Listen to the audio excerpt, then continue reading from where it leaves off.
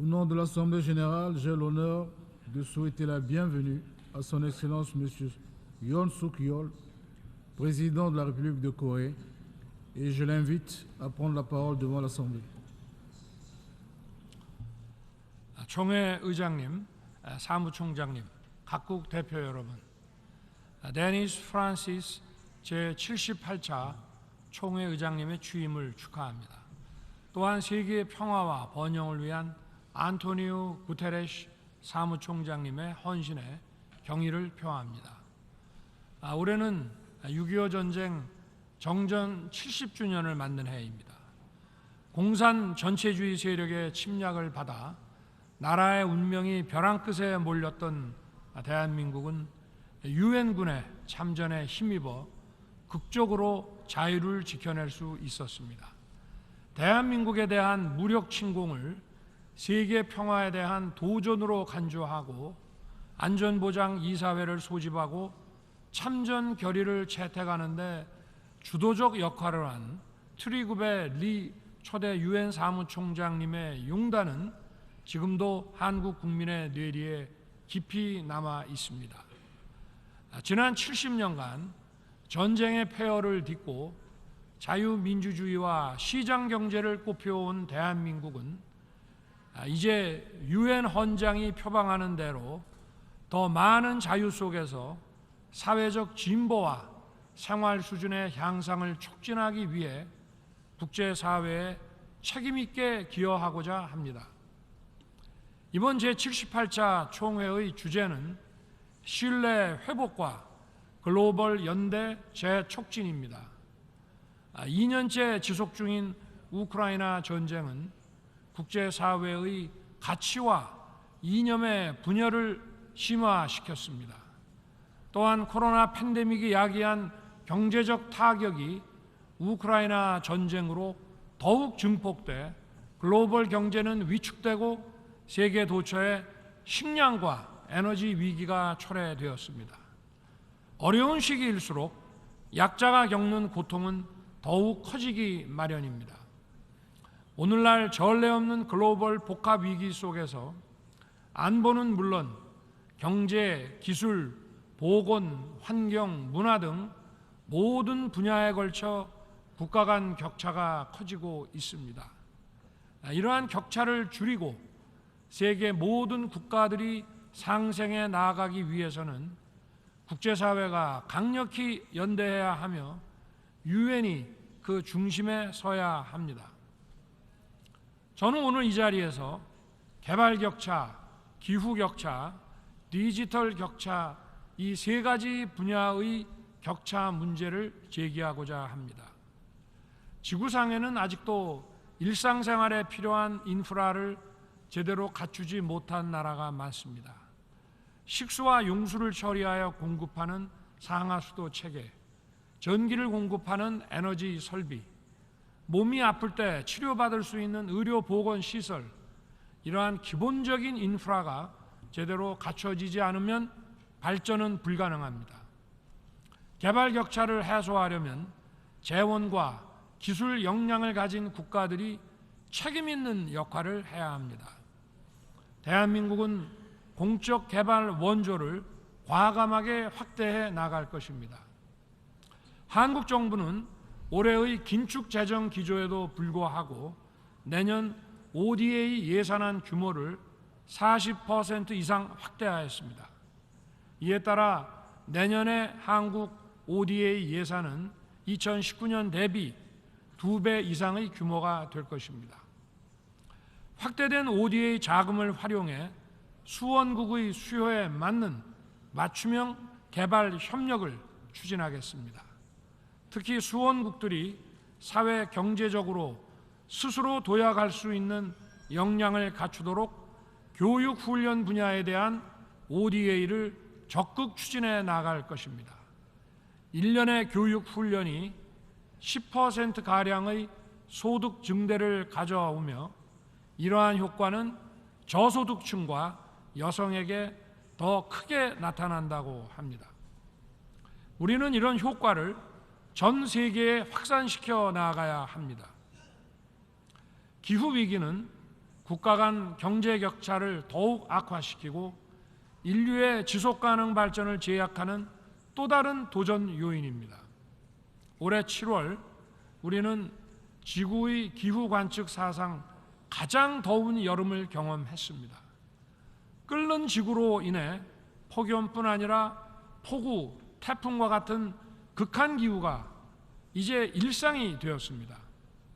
기후변화는 농업과 수산업의 지정학적 변화를 가져와 식량 취약국의 위기를 더욱 가중시킵니다. 대한민국은 기후위기 취약국들이 탄소 배출을 줄여 나아가면서 청정 에너지로의 전환을 가속화할 수 있도록 그린 ODA를 확대할 것입니다. 대표적으로 녹색 기후 기금에 3억 불을 추가 공여할 것입니다. 녹색 기후 기금에 대한 국제사회의 적극적인 재정 기여를 기대하며 기후 격차 해소를 위한 국제사회의 의지가 결집되어 실질적인 행동으로 이어지기를 바랍니다. 대한민국은 탄소 중립 목표 달성을 앞당기기 위한 현실적인 대안으로 재생에너지뿐만 아니라 원전, 수소와 같은 고효율 무탄소 에너지를 폭넓게 활용할 것이며 이를 기후위기 취약국들과 공유함으로써 그들에게 이 혜택이 돌아가게 할 것입니다. 이를 위해 무탄소 에너지에 관한 국제 공동 연구를 추진하고 민간의 기술 혁신과 투자를 촉진하고자 합니다. 나아가 대한민국은 무탄소 에너지 확산을 위해 전 세계 누구나 참여할 수 있는 오픈 플랫폼인 카본 프리 연합을 결성하고자 합니다. 다음으로 대한민국은 우리의 강점인 정보통신 기술을 활용하여 디지털 격차를 줄이는 데 선도적 역할을 하고자 합니다. 지금은 디지털의 고도화로 모든 문화와 산업이 디지털 기반으로 전환되고 있습니다. 디지털 격차는 곧 경제의 격차를 의미합니다. 따라서 디지털 격차의 해소는 글로벌 사우스 문제의 해결을 용이하게 할 것입니다. 한국은 디지털 보급과 활용이 미흡한 나라들의 디지털 전환을 지원하여 이들 국민들이 교육, 보건, 금융 서비스에 보다 쉽게 접근할 수 있도록 할 것입니다. 저는 작년 9월 뉴욕대에서 그리고 지난 6월 파리 소르본 대학에서 AI와 디지털에 대한 공정한 접근과 디지털의 안전한 사용이 보장될 때 디지털 문화가 더욱 발전할 수 있음을 강조한 바 있습니다. 또한 디지털 윤리 규범을 논의하고 제시하기 위한 국제기구를 UN 산하에 설치할 것을 제안하였습니다. AI와 디지털의 오남용이 만들어내는 가짜뉴스의 확산을 저지하지 못한다면 우리의 자유가 위협받고 자유민주주의에 기반한 시장 경제가 위협받고 우리의 미래 또한 위협받게 될 것입니다. 대한민국은 디지털 질서의 바람직한 미래상을 구현하기 위한 디지털 권리 장전을 조만간 제안할 것입니다. 한국 정부는 UN 내 국제기구 설립을 지원하고 AI 거버넌스 구축에 구체적 방향을 제시하고자 AI 글로벌 포럼을 개최하고자 합니다.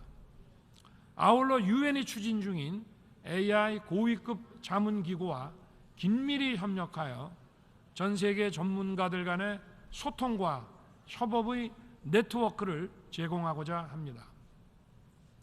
의장님, 사무총장님, 각국 대표 여러분, 국제 평화와 안전 없이 우리는 어떠한 발전과 번영도 이룰 수 없습니다. 저는 지난 7월 키이우 방문 시에 국립아동병원에서 치료받는 어린이들의 애처로운 눈망울을 보았습니다.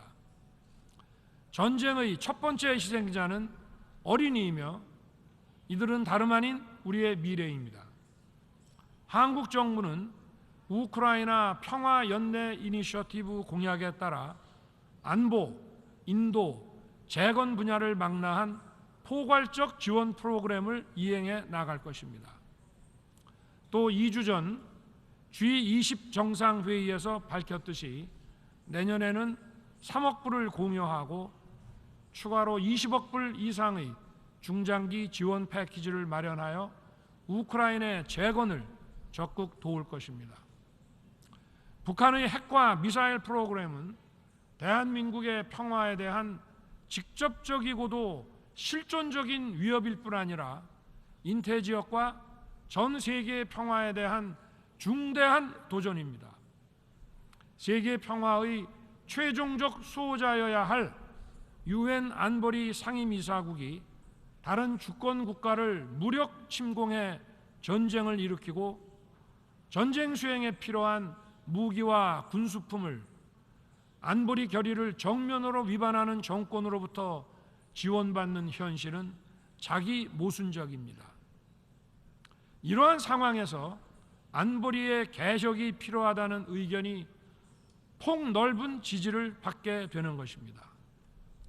또 북한이 러시아에 재래식 무기를 지원하는 대가로 WMD 능력 강화에 필요한 정보와 기술을 얻게 된다면 러시아와 북한 군사 거래는 우크라이나뿐만 아니라 대한민국의 안보와 평화를 직접적으로 겨냥한 도발이 될 것입니다.